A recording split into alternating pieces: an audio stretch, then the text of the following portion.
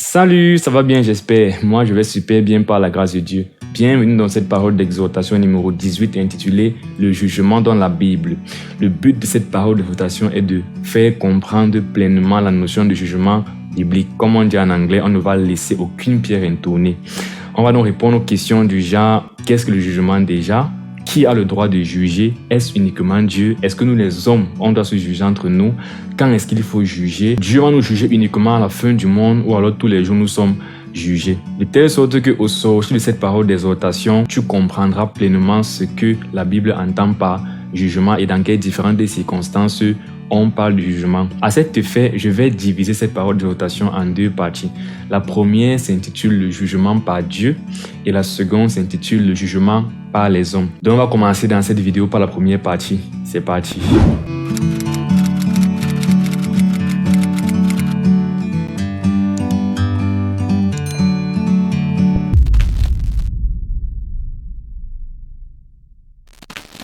Lorsqu'on parle de juger, dans le mot juger, on entend la justice. Il s'agit de poser un acte pour établir la justice. Pour faire encore plus simple, quand on parle de justice, on parle de notion de bien et de notion de mal. Donc, juger reviendra à pouvoir déclarer quelque chose, un acte, une personne, une circonstance, n'importe quoi, juste ou pas juste, donc bien ou mal, mauvais ou bien, séant ou malséant, etc., etc. C'est vraiment le sens le plus large de juger. Maintenant, lorsqu'on parle de Dieu, quels sont les différents types de jugements? Dans quelles différentes circonstances Dieu juge? Comment est-ce qu'on peut comprendre ça plus simplement?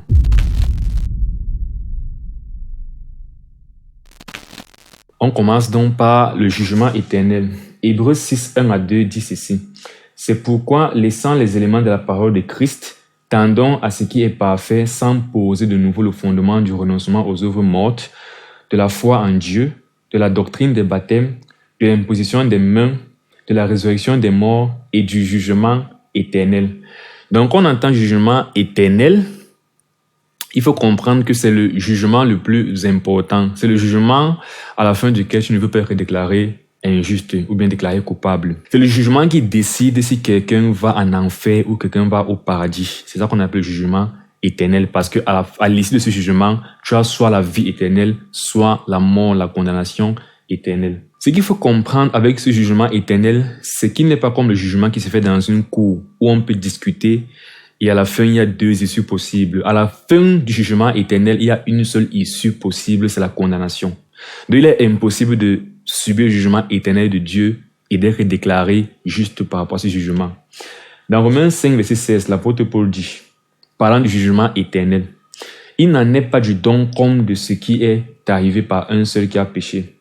Car c'est après une seule offense que le jugement est devenu condamnation, tandis que le don gratuit devient justification après plusieurs offenses. » L'apôtre Paul dit que après une seule offense, parlant du péché d'Adam, le jugement est devenu condamnation. Donc nous tous qui sommes descendants d'Adam, si nous nous plaçons devant Dieu pour que Dieu nous juge par rapport au jugement éternel, nous sommes d'office condamnés en fait. Le jugement éternel est basé sur deux critères. Un critère théorique et un critère pratique. Je commence par le critère théorique. Apocalypse 20, verset 12 dit « Et je vis les morts, les grands et les petits, qui se tenaient devant le trône. Des livres furent ouverts, et un autre livre fut ouvert, celui qui est le livre de vie. Et les morts furent jugés selon leurs œuvres, d'après ce qui était écrit dans ces livres. » Donc ici, nous avons le jugement de la fin du monde, le jugement éternel. Et quel est le critère selon lequel les gens sont jugés? Le critère, ce sont leurs œuvres. Donc le premier critère, j'ai dit le jugement éternel a deux critères, un critère théorique et un critère pratique. Le premier critère, qui est le critère théorique, sont nos œuvres en fait. C'est-à-dire, Dieu va regarder les œuvres de ceux qui seront devant ses trônes et par rapport à leurs œuvres, il va déclarer, il va décider ceux qui sont coupables ou non coupables.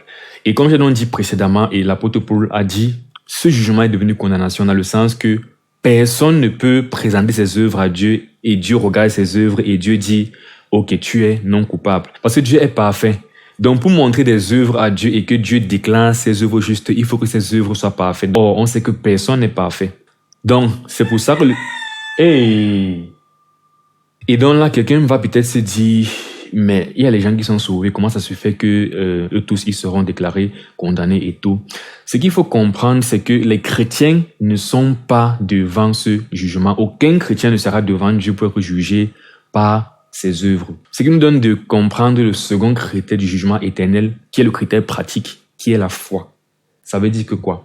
Allons dans Jean 3, 18, où Jésus dit, « Celui qui croit en lui, » bon, c'est Jean-Baptiste qui parle, « Celui qui croit en lui, en Jésus-Christ, n'est point jugé.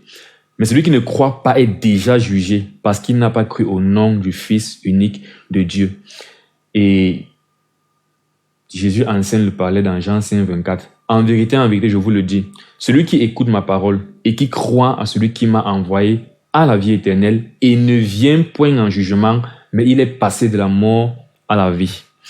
J'explique donc. Le jugement éternel, pour décider si quelqu'un va en enfer ou au paradis, il y a deux critères. Un critère théorique et un critère pratique.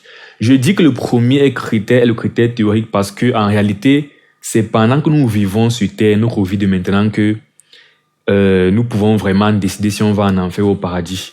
Et là, le critère qui va s'appliquer, c'est plus le critère pratique, qui est celui de la foi.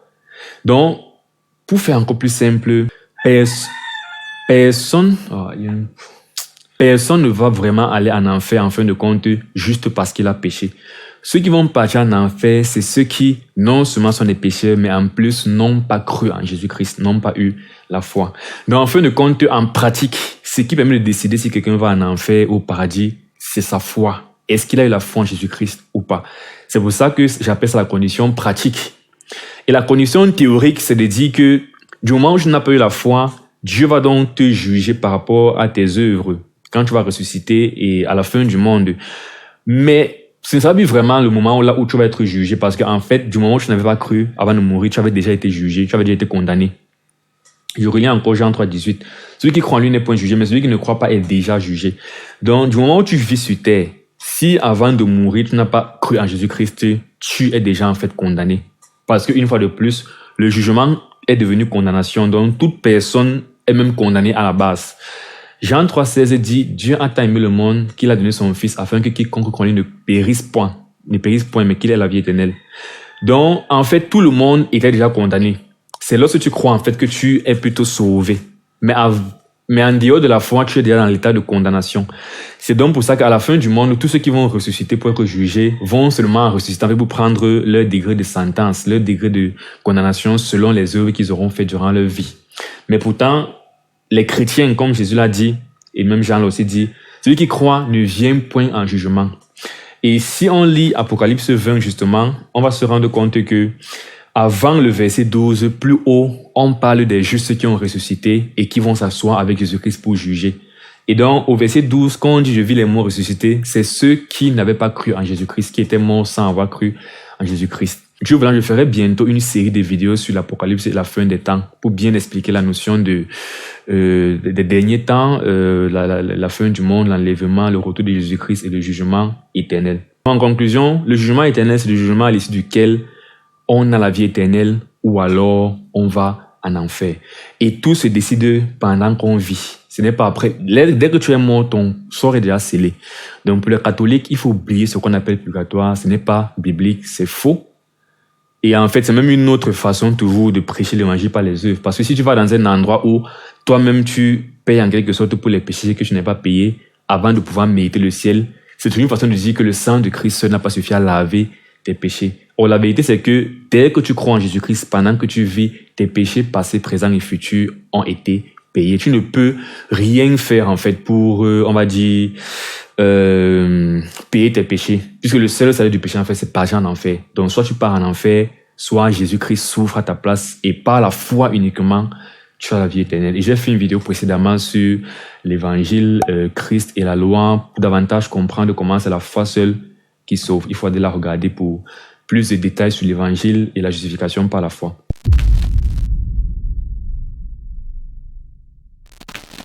Ensuite vient le jugement, châtiment. Donc, dans un sens, quand on dit Dieu va te juger, ça peut vouloir dire qu'à la fin du monde, tu vas être déclaré pécheur qui va en enfer ou alors tu as la vie éternelle. Mais parfois aussi, quand la Bible dira Dieu va juger, ça voudra dire Dieu va châtier. Donc il y a le jugement qui signifie vraiment frapper. Ce jugement ne considère pas le fait d'être sauvé par la foi ou pas. Il considère les œuvres posées, les actes faits. Il s'exerce sur tout le monde, les bons et les méchants. Donc, il faut d'abord très bien comprendre cette différence entre le jugement éternel et le jugement châtiment. Le jugement éternel, c'est que quand tu es déclaré coupable par rapport à ça, ça veut dire que tu pars en enfer. Quand tu es déclaré juste, ça veut dire que tu vas au ciel sur la vie éternelle. Mais quand on dit jugement châtiment, tu peux passer sur ce jugement sans forcément signifier que tu es la foi ou pas, que tu vas en enfer ou pas. C'est juste que Dieu te donne le salaire de ton œuvre. On va davantage comprendre par la suite. Dieu peut te frapper dans ta chair sans forcément vouloir signifier que tu vas en enfer. Tout comme Dieu peut te bénir dans ta chair sans forcément signifier que tu es en train de partir au paradis. Donc c'est ça qui est le jugement châtiment. C'est le jugement qui s'effectue basé sur les œuvres. Alors que le jugement éternel est basé sur le fait que tu aies la foi en Jésus-Christ ou pas. Et j'ai dit le jugement, châtiment, ça s'applique donc sur tout le monde, que tu aies la foi ou pas, que tu sois enfant de Dieu ou pas. On va en commencer par les incrédules. Voyons comment Dieu châtie, juge les incrédules. Dans Genèse 15, 13 à 14, on dit, et l'Éternel dit à Abraham, sache que tes descendants seront étrangers dans un pays qui ne sera point à eux. Ils y seront asservis et on les opprimera pendant 400 ans. Mais je jugerai la nation à laquelle ils seront asservis et ils le sortiront ensuite avec de grandes richesses. Donc, quand il dit je jugerai, ça ne veut pas dire que je vais m'asseoir avec les nations et on va voir si à la fin, juste ou injuste. Ça veut dire que je vais les châtier. Donc, ça c'est le jugement, châtiment. Quand il dit je jugerai, ça veut dire je frapperai.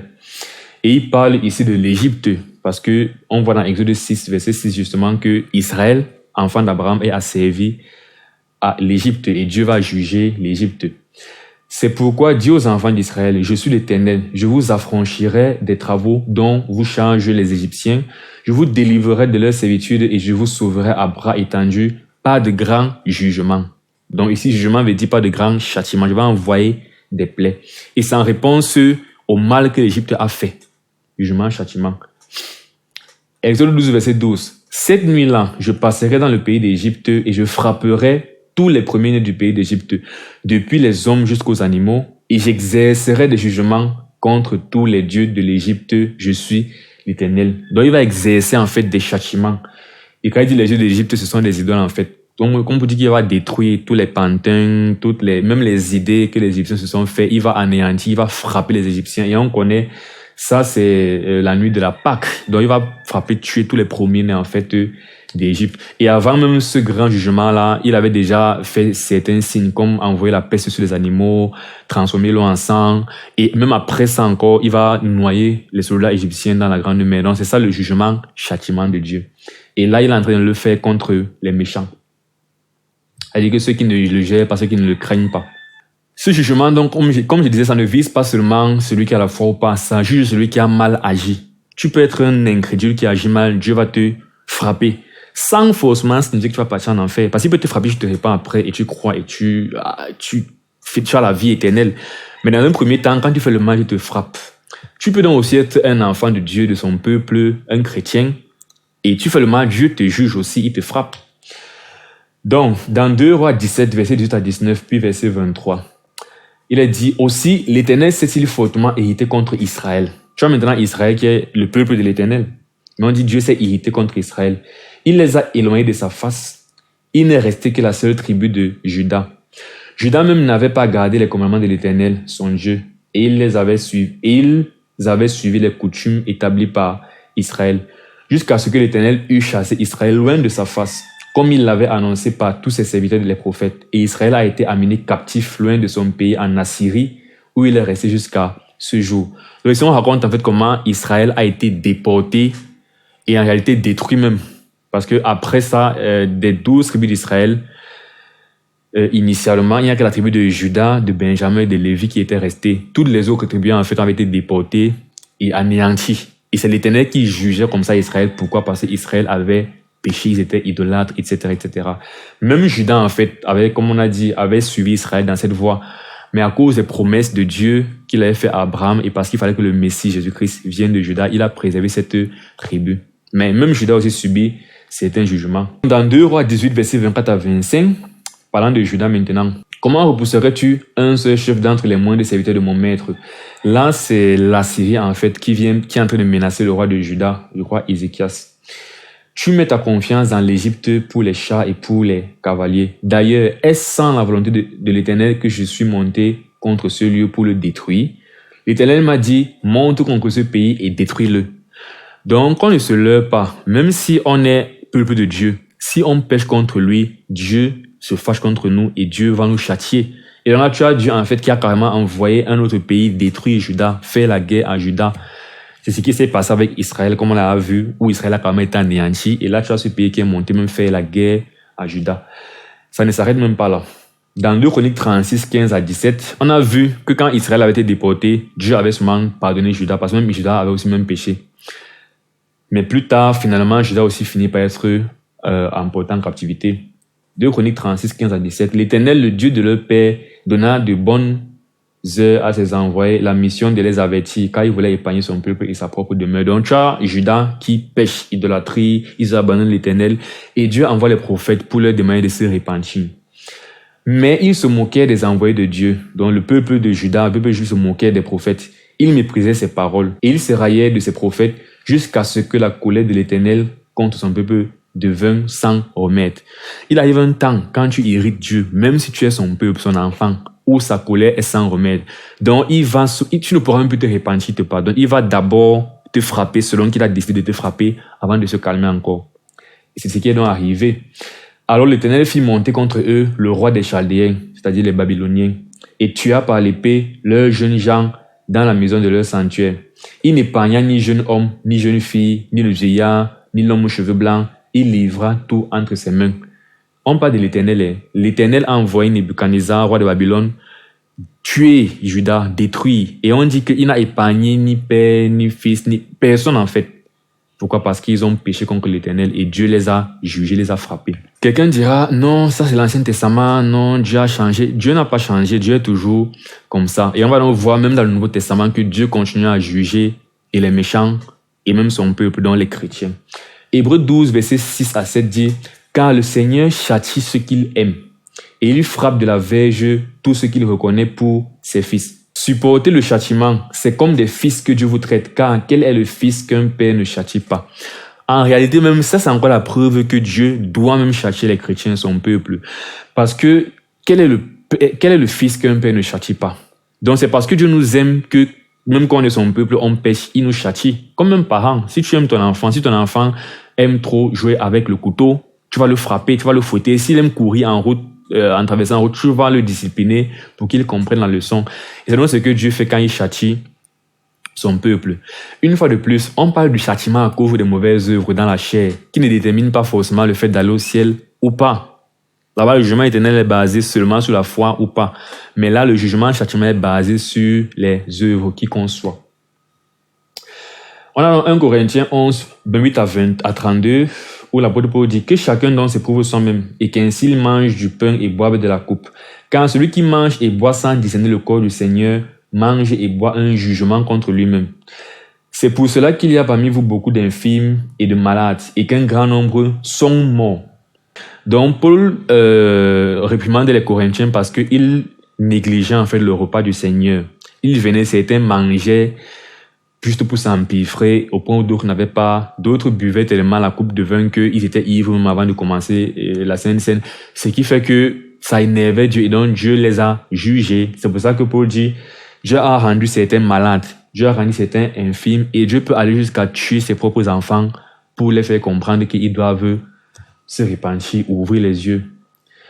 Donc, si nous nous jugions nous-mêmes, nous ne serions pas jugés. Mais quand nous sommes jugés, nous sommes châtiés par le Seigneur, afin que nous ne soyons pas condamnés avec le monde. Voici encore la notion de, tu peux être jugé, frappé et même tué par l'Éternel sans forcément être en train de partir en enfer. C'est juste un châtiment dans ta chair. Il te châtie dans ta chair pour que tu ne sois pas condamné. Et là maintenant, on parle du jugement éternel. C'est un principe justement qu'il faut bien comprendre et qui va davantage éclairer la notion de jugement éternel et de jugement châtiment. C'est-à-dire quoi? Un autre synonyme de jugement éternel, c'est jugement de l'esprit. Et un autre synonyme de jugement châtiment, c'est jugement de la chair. Et donc, il y a donc ces moments-là où lorsqu'on pêche, si on est sauvé, Dieu va nous châtier dans notre chair pour que notre esprit vive. 1 Corinthiens 5, verset 5, l'apôtre Paul dit qu'un tel homme soit livré à Satan pour la destruction de la chair, afin que l'esprit soit sauvé au jour du Seigneur Jésus-Christ. Parlant donc de celui qui péchait tellement à Corinthiens, et Paul dit, je suis absent de corps mais présent d'esprit, et j'ai dit déjà qu'il faut qu'il soit livré à Satan pour qu'il soit détruit dans sa chair, mais qu'il vive par son esprit. Et c'est ce qu'on voit avec Israël, c'est que quand on dit Satan, ce sont Dieu a envoyé les peuples rebelles ennemis, comme Babylone, la Syrie, les peuples païens. Et c'est donc Satan, en fait, qui l'utilisait pour châtier le peuple d'Israël. Et c'est la même chose dans le Nouveau Testament. Paul dit qu'il soit livré à Satan. Et tu vas donc voir, quand il aura les ulcères, les maladies, les infirmités, c'est Satan, en fait, qui vient le frapper dans sa chair. Pourquoi? Pour que dans sa chair, puis il souffre, en fait, pour avoir péché contre l'Éternel, mais que son esprit soit sauvé. Donc, je redis encore ça, parce que souvent, vraiment, il y a les versets comme ça que les gens lisent, mais ils sautent ça. Qu'un tel homme soit livré à Satan pour la destruction de la chair, afin que l'esprit soit sauvé au jour du Seigneur Jésus.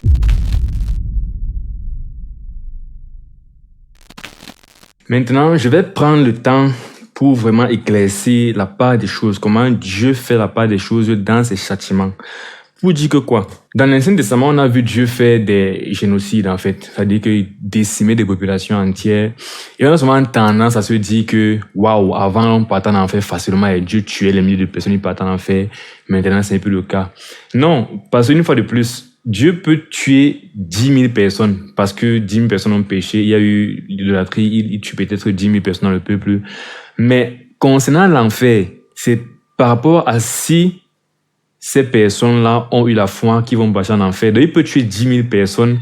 Parmi les 10 000 personnes, 3 000 vont plutôt au ciel en fin de compte et 7 000 seulement vont en enfer. Donc, il aura cherché d'abord les 10 000 dans leur chair, mais par rapport à leur vie éternelle, il va considérer qui avait individuellement vraiment la foi en lui. Donc, pour illustrer ça, le fait que Dieu fait la part des choses, on va lire le récit du déluge où Dieu avait décimé en fait toute la population du monde entier. Il a seulement laissé Noé et sa famille. Genèse 6, 5 à 8 dit, l'Éternel vit que la méchanceté des hommes était grande sur la terre et que toutes les pensées de leur cœur se portaient chaque jour uniquement vers le mal.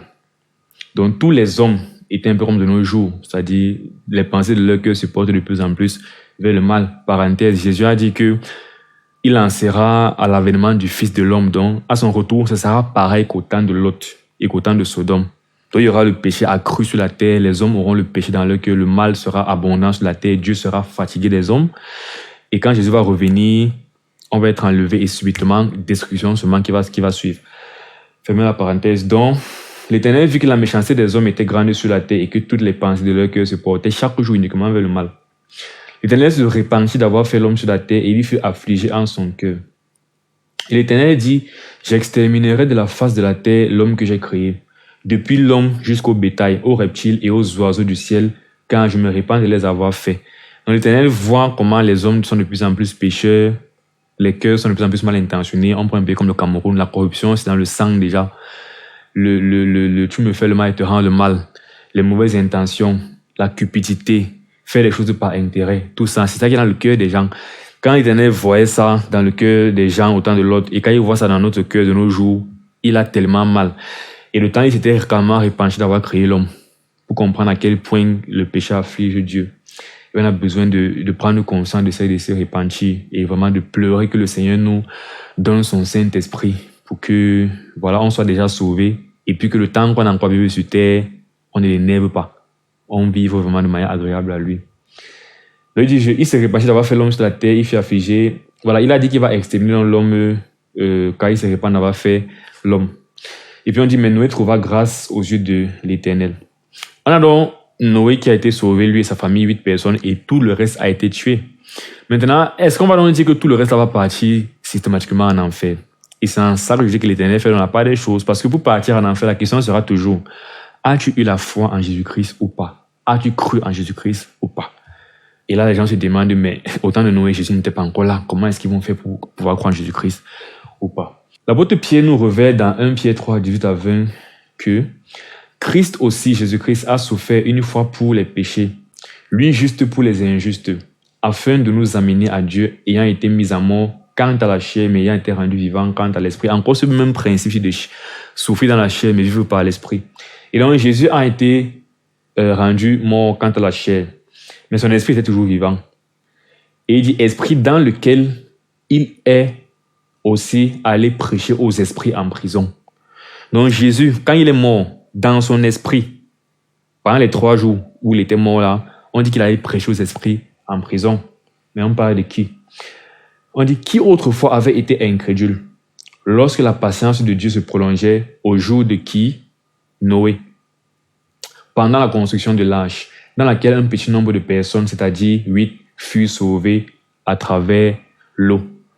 Donc, on a lu l'histoire de Noé où Dieu a décimé le monde entier, il a décimé toute la population. Mais on nous fait donc comprendre que Jésus-Christ, près de 2000 ans, ou je sais pas, 2000 ou 4000 ans plus tard, est en fait allé prêcher à ces esprits. Le but étant que quoi? Dans leur chair, ils ont fait du mal. Ils étaient hautains et tout le mal qu'on peut imaginer en termes d'œuvre. Et ils ne connaissaient même pas forcément Dieu. Ce qui fait donc que Dieu les a punis d'abord par rapport à leurs œuvres. Maintenant, quand Jésus est allé prêcher, n'est-ce pas? C'est pour leur donner une chance, en fait, de croire. Rien ne dit qu'ils ont tous cru. Parmi ceux-là, probablement, certains ont cru, d'autres n'ont pas cru. C'est en fin de compte ceux qui n'auront pas cru là, qui vont ressusciter à la fin des temps d'Apocalypse 20. Et qui vont être envoyés définitivement dans le lac de feu, en enfer. Mais ceux qui ont cru ont la vie éternelle.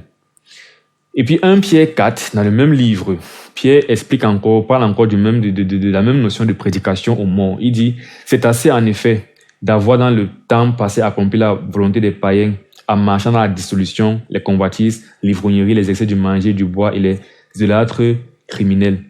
Là, il parle aux chrétiens que vous avez trop fait le mal, non? Vous n'êtes pas fatigué, ne marchez plus comme ça maintenant.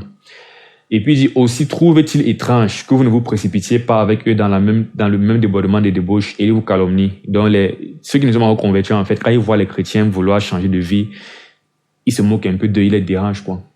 Et puis Pierre dit, ces gens qui calomnient les chrétiens, n'est-ce pas, qui essaient de nettoyer leur vie et tout, il dit, ils rendront compte à celui qui est prêt à juger les vivants et les morts. Qui va juger les vivants et les morts? Dieu, mais spécifiquement Jésus. Parce que Jean a dit que quoi? Dieu a remis le jugement à Jésus-Christ. Et puis il dit, car l'évangile a été aussi annoncé aux morts, afin que, après avoir été jugés comme les hommes quant à la chair, ils vivent selon Dieu quant à l'esprit. Même notion.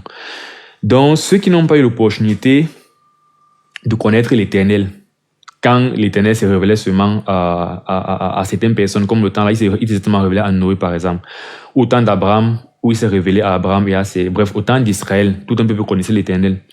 Ceux qui n'ont pas eu l'opportunité, en fait, de connaître l'Éternel, ont été châtiés parce qu'ils étaient peut-être idolâtres, ils avaient les Baals, les Astartés, les Molochs, ils faisaient passer leurs enfants au feu, toutes les abominations qu'ils faisaient là. Mais en fin de compte, pour leur âme, pour leur esprit, ils ont été châtiés dans la chair, ils sont morts, mais pour leur esprit maintenant, ils ont eu une opportunité. L'évangile a été prêché aux morts. Et c'est en ça donc que je dis que l'Éternel fait la part des choses. Et nous devons faire la part des choses concernant les différents types de jugements. Le jugement éternel, le jugement dans la chair. C'est important parce qu'on ne doit pas toujours voir quelqu'un faire quelque chose de bien et assumer qu'il part au ciel. Ou quelqu'un fait quelque chose de mal et assumer qu'il part en enfer. On ne sait pas où est sa foi, on ne sait pas où est son cœur. C'est vrai, ça c'est une autre question. La foi sans les œuvres est morte, ou alors c'est pas les fruits qu'on reconnaît, l'arbre et tout. Mais la Bible n'est pas noir et blanc. Il faut comprendre qu'il y a tout, il y a les cas par cas en fait. Il faut toujours, pour moi, la seule façon pour moi de dire que quelqu'un part en enfer avec certitude, c'est de dire qu'il ne croit pas que Jésus-Christ est le Fils de Dieu, moi ressuscité pour nous sauver. Parce que là, au moins, on sait que si tu n'as pas la foi, tu ne peux pas être sauvé. Mais quand quelqu'un dit qu'il a la foi, il faut faire attention. Même si parfois, les gens disent qu'ils ont la foi, mais ce n'est pas vrai. Mais quand quelqu'un dit qu'il a la foi, fais attention par rapport à dire que la personne est sauvée ou pas. Limite, tu peux maintenant commencer à lui dire, l'œuvre si vraiment ne sied pas à un chrétien. Si tu as compris Jésus-Christ, marche dans la lumière et tout. Mais on n'est pas obligé de dire que tu fais le péché si tu pars en enfer parce que, une fois de plus, on ne sait pas où est sa foi. Dieu, lui, juge par rapport à la foi et par rapport aux œuvres de manière. Il fait la part des choses, en fait. Bref, vous avez compris la notion de châtiment de la chair et vie de l'esprit. L'apôtre Paul a dit que quoi? Le gars qui péchait à Corinthe là, il le livre à Satan pour qu'il soit tué dans la chair, mais que son esprit vive. Et on a vu des gens qui ont été châtiés dans la chair ayant commis des abominations, mais qui ont pu, en fait, leur esprit a eu une opportunité pour que leur esprit vive basé sur la foi. Parlant toujours de Dieu fait la part des choses, même dans le jugement selon la chair, Dieu fait preuve de miséricorde. C'est pas parce que je suis en train de dire que dans la chair, Dieu juge nos œuvres que ça veut dire que chaque fois qu'on fait ce qui est mal, Dieu nous punit. Non, Dieu aussi fait preuve de miséricorde, même dans la chair. Ça veut dire que tu peux être dans la chair, tu pêches, et Dieu ne te fait pas le jugement dans la chair, parce qu'il est miséricordieux. Parce qu'une fois de plus, s'il fallait qu'à chaque fois qu'on pêche, Dieu nous juge dans la chair, on devait mourir tout le temps. Et puis, bon, finalement, on se comprend un peu. Voyons quelques cas de figure où Dieu a fait miséricorde dans la chair et où Dieu n'a pas fait miséricorde dans la chair, même avec des justes. Donc, des gens qui avaient cru en lui. Prenons le cas de Lot, dans Genèse 18, verset 25. Abraham intercède pour Lot lorsque Dieu envoie ses anges détruire Sodome et Gomorrhe où Lot vit. Et Abraham dit, fais mourir le juste avec le méchant. Bien ici, il appelle Lot le juste, dans le sens que c'est celui qui a la foi en Dieu. Donc, qui est sauvé. En sorte qu'il soit juste comme du méchant, loin de toi cette manière d'agir. Loin de toi, celui qui juge toute la terre n'exercera-t-il pas la justice? Il est en train de dire qu'en fait, Dieu ne va pas quand même tuer l'autre avec Sodome et Gomorrhe parce que l'autre, au moins, ça a la foi. L'autre est sauvé. C'est un croyant. Comment est-ce que Dieu va envoyer un châtiment pour les tuer eux tous? Maintenant, dans Genèse 19, verset 19. Voici, j'ai trouvé grâce à tes yeux. Ça, c'est Lot, après avoir été sauvé de la destruction de Sodome et Gomorrhe. Il dit, voici, j'ai trouvé grâce à tes dieux et tu as montré ta grandeur et ta miséricorde à mon égard, en me conservant la vie. Mais je ne puis me sauver à la montagne avant que le désastre n'atteigne et je périrai. Donc, pour dire que quoi? En fait, lorsque Dieu veut détruire Sodome et Gomorrhe parce que dans Sodome et Gomorrhe on péchait, s'il veut appliquer de manière radicale son jugement dans la chair, même l'autre devait mourir. Parce que l'autre n'était pas parfait. L'autre avait aussi péché. Ce qui est sûr, avec les choses qu'il voyait là, on dit que son cœur était tourmenté jour et nuit par les abominations qu'il voyait. Mais ce qui est sûr, l'autre n'était pas parfait. Ce qui est sûr, il avait été tenté, il avait eu des pensées bizarres pour pécher. Ou même les suppositions. On voit clairement que l'autre avait un cœur aussi quand même tordu parce que lorsque les anges voulaient lorsque la ville voulait violer les anges, l'autre a carrément proposé ses filles à la place des anges. Ça, c'est quand même avoir un esprit un peu tordu. On peut comprendre qu'il paniquait, il voulait recevoir les autres et tout.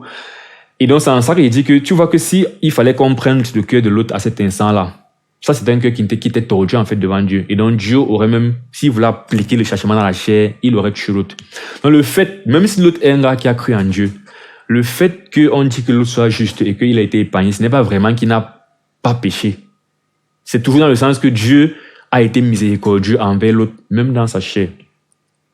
Et on peut voir le contraire avec d'autres personnes. Tandis que Dieu a laissé cette grosse faute que l'autre a fait sans le tuer forcément par rapport à ça. Moïse, plutôt, à un moment donné, Dieu a traité Moïse dans la chair selon la rigueur, sans miséricorde. Et on va voir comment Moïse est donc mort. Nombre 20, 7 à 12. L'Éternel parla à Moïse et dit, prends la verge et convoque l'assemblée, toi et ton frère Aaron. Vous parlerez en leur présence au rocher et il donnera ses eaux. Ça, c'est quand les enfants d'Israël demandaient l'eau à boire, ils murmuraient. Donc Dieu leur demande de faire un miracle pour que le rocher donne de l'eau. Tu feras sortir pour eux de l'eau du rocher et tu abreuveras l'assemblée et leur bétail. Moïse prit la verge qui était devant l'Éternel, comme l'Éternel lui avait ordonné. Moïse et Aaron convoquèrent l'assemblée en face du rocher et Moïse leur dit, écoutez donc, rebelles, est-ce de ce rocher que nous vous ferons sortir de l'eau? Puis Moïse leva la main et frappa 2 fois le rocher avec sa verge. Il sortit de l'eau en abondance, l'assemblée but et le bétail aussi. Jusqu'ici, on n'a pas l'impression que Moïse a... Jusqu'ici, on pourrait se dire qu'il n'y a pas de problème. Même s'il y a un problème, c'est pas un gros problème. Alors l'Éternel dit à Moïse et à Aaron, parce que vous n'avez pas cru en moi pour me sanctifier aux yeux des enfants d'Israël, vous ne ferez point entrer cette assemblée dans le pays que je lui donne. Dans d'autres termes, vous allez mourir. Maintenant, quel est le problème? Qu'est-ce qui se passe? Pourquoi est-ce que Dieu est fâché contre Moïse et Aaron ici? Ce qui dérange, c'est que on dit, en fait, il a parlé en fait avec légèreté. Dans le psaume, je ne sais plus combien, David explique en fait pourquoi Dieu a frappé Moïse. C'est parce que Moïse a parlé avec légèreté. Et on voit ça ici. Moïse dit, écoutez donc, rebelles, est-ce de ce rocher que nous vous ferons sortir de l'eau? Donc il a parlé avec sarcasme. Et ça exprimait maintenant son manque de foi en réalité. Donc c'est un peu comme s'il dit, vous pensez qu'il faut seulement taper l'eau et puis le rocher, puis l'eau sort de là comme ça. Vous voulez même quoi donc? Il parle un peu avec sarcasme, étant irrité, étant fâché et prouvant dans son manque quelque part de foi en Dieu. Et c'est pour ça que, comme Dieu dit, vous n'avez pas sanctifié mon nom. Donc, si on compare donc ce que Moïse a fait par rapport à ce que l'autre a fait, et si on voit le parcours de Moïse, c'est pratiquement la seule faute que Moïse a fait. Mais là, Dieu a une fois dit, ok, c'était bon. Plus de pardon, plus de miséricorde, tu n'entres pas à Israël, tu vas mourir. Et pourtant, Noé, Lot a carrément voulu offrir ses filles et il a vécu. Donc, l'Éternel fait la part des choses déjà dans le sens que le châtiment dans la chair diffère du châtiment dans l'esprit. Et même dans la chair, il ne châtie pas comme un robot, il est miséricordieux. Parfois il fait grâce, parfois il ne fait pas grâce. Bon, il sait pourquoi il n'a pas voulu que Moïse entre en terre promise. Probablement parce qu'il fallait que Josué le fasse et parce que Josué est aussi une image, un symbole de Jésus-Christ. L'autre raison, c'est aussi que plus tu es proche de Dieu, plus il est sévère avec toi. Moïse était trop près de Dieu en fait pour faire ses erreurs. Bref, voilà deux raisons probables qui expliquent pourquoi Moïse n'est pas entré. Mais ce qui est clair, c'est que Dieu n'a pas fait preuve de miséricorde envers Moïse. Parce que Dieu a dit, à cause de ça, tu vas mourir, tu n'entres pas. Et pourtant, l'autre, il n'a même pas eu la menace de mort. Pour l'autre, c'était que, tranquille, tu as voulu donner tes filles, bon, on passe dessus. Et puis, tu es même sauvé. Et puis, tu continues à vivre longtemps. Donc, Dieu fait la part des choses. Et on doit aussi pouvoir faire la part des choses. Ne pas prendre un groupe de personnes et tous les condamner comme ça, là. Même si, a priori, ils sont en train de souffrir de manière commune, une certaine plaie dans leur chair.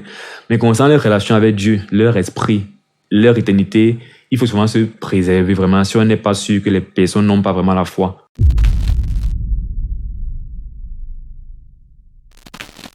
Alors, le dernier type de jugement de l'Éternel, c'est le jugement de l'Église. Donc, Dieu juge aussi l'Église. Bon, on a vu une sous-partie de ça lorsqu'on parlait du fait que Dieu juge dans la chair et il châtie même ses enfants. On a vu 1 Corinthiens 11, comment à Corinthe, il y avait les infirmes, les malades et les morts, parce que Dieu les jugeait. Là, on va maintenant voir les textes qui parlent ouvertement bref, qui parlent plus des chrétiens, quoi. N'est-ce pas?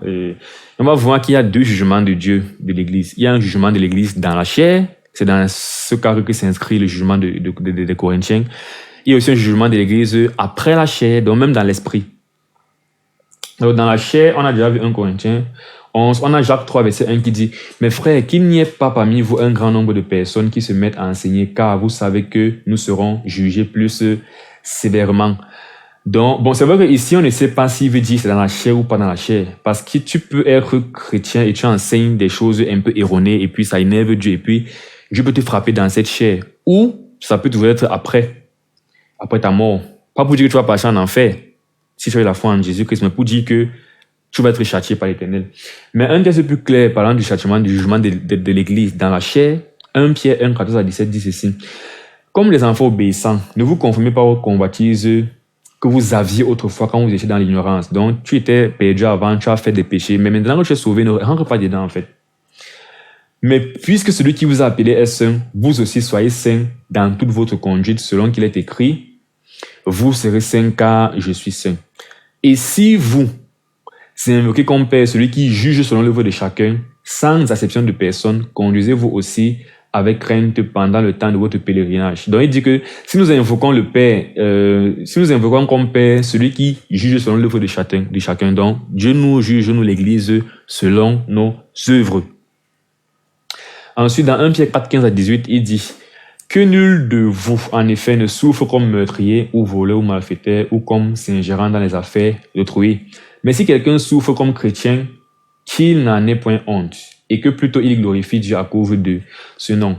Car c'est le moment où le jugement va commencer par la maison de Dieu. La maison de Dieu, c'est l'Église, c'est l'ensemble des chrétiens, c'est le corps des saints. Donc, Dieu va nous juger en fait, il va juger l'Église. Et puis il dit, oh, si c'est par nous qu'il commence, quelle sera la fin de ceux qui n'obéissent pas à l'évangile de Dieu? Donc on voit encore ici une différence vraiment pour dire que le jugement n'est pas basé là sur la foi ou par la foi, c'est basé sur les œuvres. Parce qu'il dit, nous qui avons déjà cru, il va nous juger. Mais il va aussi juger ceux qui n'obéissent pas à l'évangile, donc ceux qui n'ont pas cru. Et leur jugement sera pire que le nôtre, mais comprenez que nous on va être jugés quand même.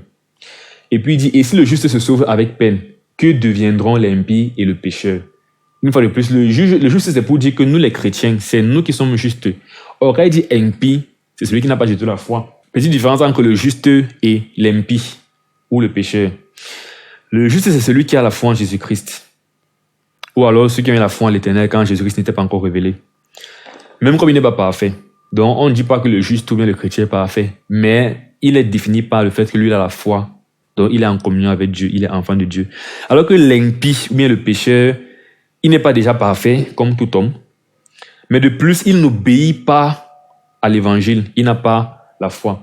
2 Pierre 3, verset 7 dit, « Tandis que, par la même parole, les cieux et la terre d'à présent sont gardés et réservés pour le feu, pour le jour du jugement et de la ruine des hommes impies. » Et là, il parle en fait des jugements cataclysmiques de la fin du monde qui vont tomber en fait sur ceux qui n'auront pas eu la foi, qui n'auront pas cru. Et le terme qu'il emploie, là, c'est impie. Donc, pour dire que quand on parle d'impie, on parle de celui qui n'a pas du tout la foi. Mais quand on parle de juste, on parle de celui qui a déjà la foi.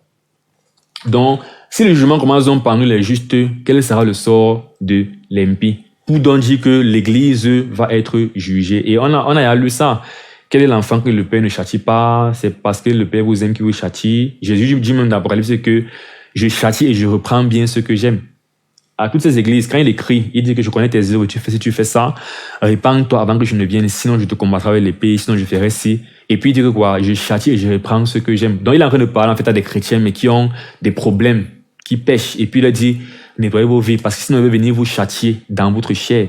Donc voilà que Dieu juge l'église déjà dans la chair. Donc pendant qu'on vit sur terre, si on sera frappé et jugé par Dieu. Mais Dieu va aussi juger l'église après, quand on va mourir, on va recevoir un jugement qui est différent du jugement éternel d'Apocalypse 20. Une fois de plus, ceux qui ressuscitent pour être jugés à la fin du monde, à Apocalypse 20, il n'y a aucun chrétien parmi eux. Donc, mais les chrétiens vont subir aussi un jugement dans leur esprit après leur mort. 2 Corinthiens 5, 8 à 10 dit, « Nous sommes pleins de confiance et nous aimons mieux quitter ce corps et demeurer auprès du Seigneur. » Voilà Paul qui parle de lui et en général des chrétiens. Quand on sait que si on meurt, on part vers le Seigneur, on n'a pas de doute par rapport à ça.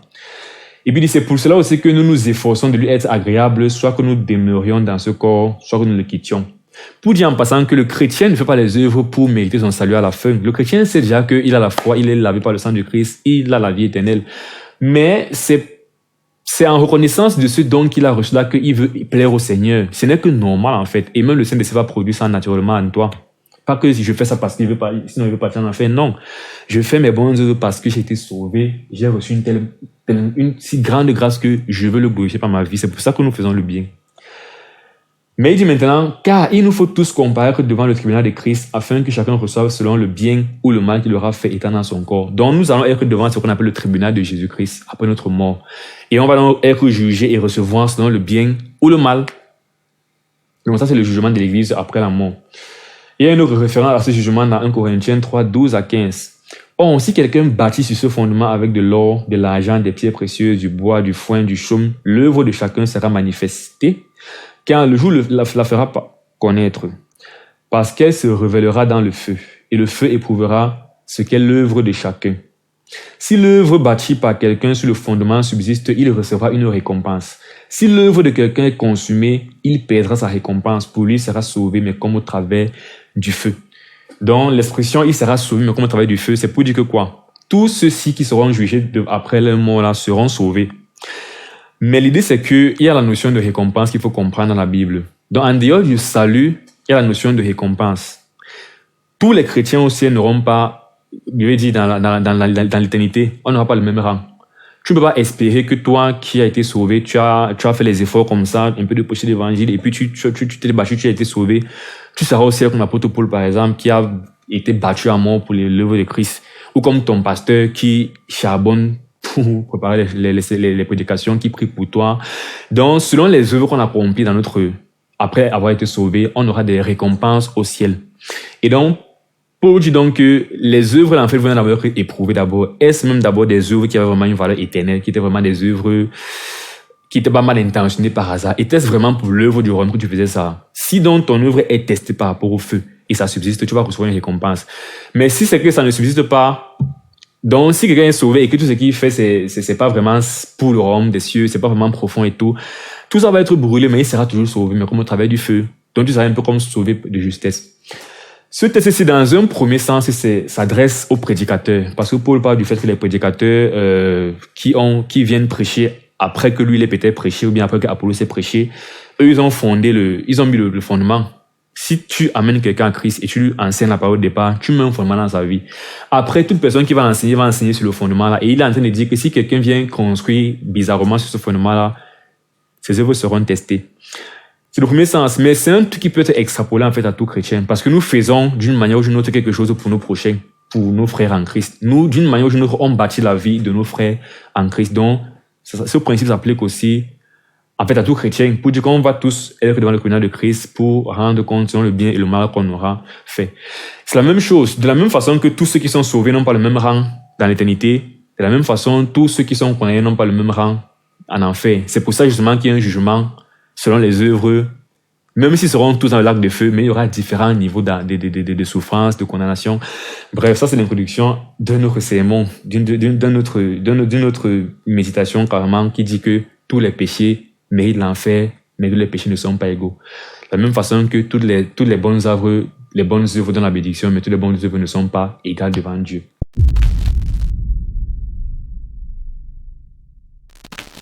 Quelle est donc mon exhortation pour cette première partie? C'est de ne pas mal juger tout simplement. C'est de ne pas regarder simplement aux œuvres des gens et de les classer sauvés, pas sauvés. C'est une grosse erreur de faire ça. Tu peux voir comment Dieu est en train de frapper quelqu'un, mais c'est son enfant qu'il est en train de vouloir discipliner. Qu'est-ce que moi je fais? Si je rencontre quelqu'un, ce qu'il veut savoir, c'est son témoignage. Quel est l'évangile qu'il a reçu? Où est son espérance? Dès que quelqu'un n'a pas son espérance en Christ, dès qu'il y a une œuvre dans son esprit qui pense que ça va le sauver, là, je sais qu'il n'est pas sauvé. Mais si quelqu'un me dit que toute son espérance est en Christ, et il a un témoignage de nouvelle naissance vrai, il y a vraiment que pour lui, tout pour lui, c'est la foi en Jésus-Christ. Il a un bon évangile. Du coup, ça devient difficile pour moi, en fait, de vraiment dire que tu vas partir en enfer, parce que qui est parfait finalement dans ces œuvres? Nous faisons tous des erreurs. Donc, je ne peux pas juste te dire que comme tu fais tant, tu vas en enfer. Après, vraiment, bon, tout ça, c'est encore pratiquement un autre enseignement. Parce qu'il y a aussi le fait que les œuvres, parfois, sont le témoin de l'existence d'une foi ou pas. Mais c'est une autre question. L'autre chose importante, c'est de dire que le but n'est pas de juger pour juger et de marcher, de dire je classe. Mais c'est que celui que tu te rends compte qui n'a pas vraiment compris l'évangile, quand tu comprends ça, tu vas mieux pouvoir lui prêcher l'évangile. Et celui qui aura compris l'évangile, tu vas plutôt l'amener à se sanctifier. Pour dire que quoi? Si tu es avec quelqu'un et la personne n'a pas reçu l'évangile, ça ne compris l'évangile, que ça, il ne s'est pas repenti, a mis son espérance seulement en Jésus-Christ. Ça ne sert à rien de lui dire de lire la Bible tous les jours, de l'amener prêcher l'évangile avec toi, de lui faire sur les prédications. Ça ne sert à rien parce qu'il peut faire tout ça, il part en enfer du moment où sa foi n'est pas en Jésus-Christ. Donc tu ne lui seras pas utile. Mais si tu comprends vraiment qu'il n'a pas compris l'évangile, tu lui seras bien plus utile en lui expliquant posément l'évangile. A contrario, si quelqu'un a déjà bien reçu l'évangile, il a compris que le salut c'est par la foi et il est né de nouveau. Mais c'est quelqu'un qui ne sait pas violence. Comme dans 2 Pierre 1, Pierre dit, faites tous vos efforts pour ajouter à votre foi la patience, la tempérance, la science. Donc il y a aussi maintenant la violence qu'on a su faire pour grandir dans la foi. Si tu vois quelqu'un qui a déjà vraiment cru en Jésus-Christ, et au lieu de comprendre que son problème c'est la violence, la sanctification, tu lui prêches l'évangile tous les jours, tu ne vas pas l'aider parce qu'il a compris l'évangile. Il faut maintenant tu lui prêches plutôt la sanctification, tu l'excites à la croissance, à la violence. Donc c'est important de pouvoir bien juger parce que ça nous aide aussi à pouvoir mieux aider notre prochain. Et une fois de plus, faisons la distinction entre le jugement éternel qui est basé uniquement sur la foi et à l'issue duquel on va en enfer ou on va au paradis. Le jugement châtiment qui est le fait que tu sois chrétien ou pas, tu fais le mal, Dieu va te frapper. Et le fait que si tu es chrétien, ne te dis pas que Dieu frappe seulement les incrédules, Dieu frappe même les chrétiens. Sur ce, je te remercie d'avoir regardé cette première partie. Regarde vraiment la seconde partie qui va sortir, Dieu voulant, dans une semaine, où on va maintenant parler du jugement des hommes. Donc, comment est-ce qu'on est censé juger entre nous? Est-ce que vraiment, quand quelqu'un dit « ne me juge pas, tu n'es pas Dieu pour juger », il a raison de dire ça bibliquement parlant? Ou alors, quand quelqu'un est toujours en train de vouloir juger, est-ce qu'il a raison de le faire? Donc, on verra en fait le jugement par les hommes. Que Dieu te bénisse. Porte-toi bien. Ciao. Salut, ça va bien, j'espère. Moi, je vais super bien par la grâce de Dieu. Bienvenue dans cette parole d'exhortation numéro 17 intitulée « Comprendre l'évangile, Jésus-Christ dans la loi ». C'est parti.